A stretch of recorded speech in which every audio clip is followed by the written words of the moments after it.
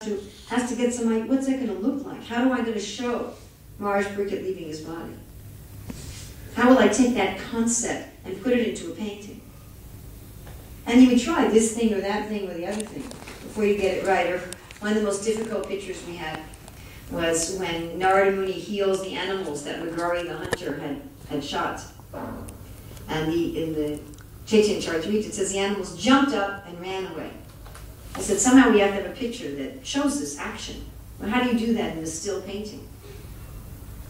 And the artist tried many different ways, 10 different ways. And our artist for that is also an animator. And finally he looked at me and he said, animate! But how to do that requires some inspiration. It's not the kind of thing you can do on a timetable. If you have the sort of personality that you're a very creative, original thinking person, you're probably not going to be the kind of person that works on a 9-to-5 schedule and punches in and punches out and can say, okay, I'm absolutely going to get this done in a particular time. So you can see, all right, the person has some fault, but that fault is the very essence of their good quality. So how do we have unity? We have unity by appreciating what everyone's giving to Krishna. What does Krishna like about this person? What does Krishna really relish about this individual person's service? Now that may also mean that not everybody should do everything. We have to also situate ourselves in the right position. If you want things done quickly, you don't ask a detailed perfectionist person, because they'll just be stressed when you ask them to do things quickly. Okay? I'm having that problem with somebody. They're a detailed perfect. They want everything to be perfect. And so nothing ever gets done at all, because nothing ever gets to be perfect. So, detailed perfectionist people, they should work on things that are very small jobs. And where perfection is required, like taking care of money. And you don't want to have a real kind of random big picture person manage the money. Oh yeah, kind of balanced. Or who's going to put the DD jewelry away? You don't want a big picture person doing that. You want a big picture person figuring out what the vision and mission are for the yatra. You want a big picture person planning the preaching, but you don't want that person putting the DD jewelry away. Oh, that's close enough. So you engage people. One reason we also get frustrated with people is people often are not engaged according to their propensities. They're try to do something that's not what I'm supposed to do. So if we want to be with Krishna, we want to please Krishna, and we really want to understand that we have a personal philosophy, then we should learn how to relish that. Even in this world, where our conflict is really not caused by our personal differences in terms of our personality, our conflict is really caused by the fact that we're all trying to exploit each other. That's really the source of our problem, not the fact that we're different.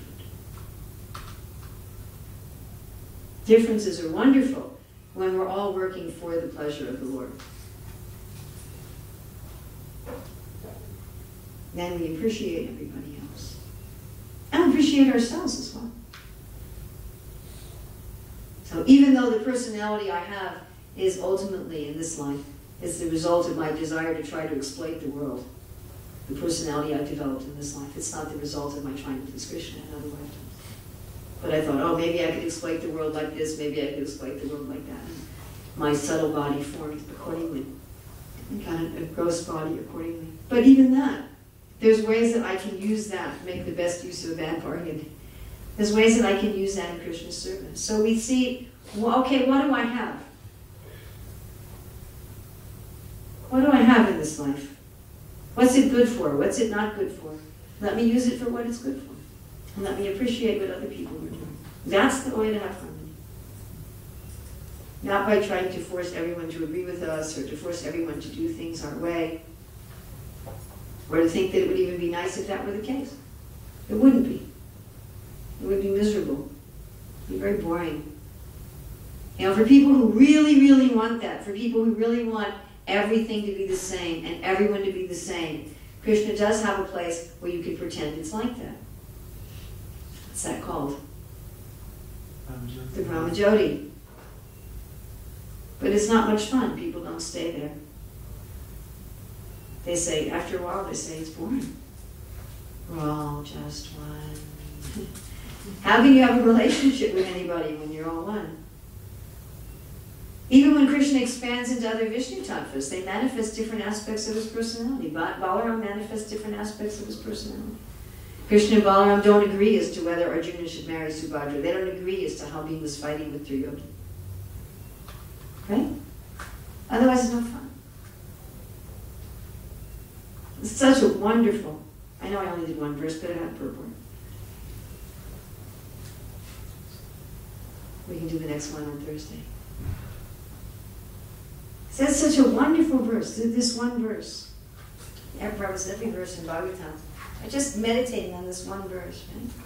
Tat tad vadsan pratanitva, tat tad goshte niveshisa, tat tad atma bhavanrajams, tat tad sadma pravistava.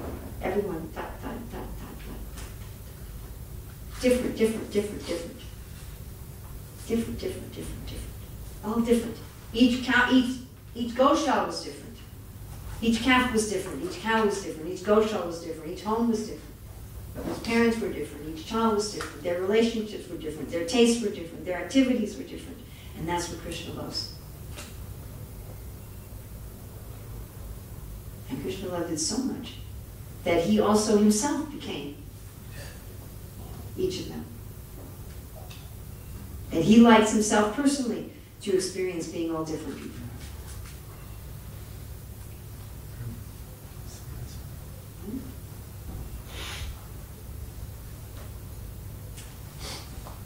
So, can we celebrate our who we are and celebrate our differences? Then we will create a spiritual world. We will not create a spiritual world by pounding everybody to be a homogeneous glob.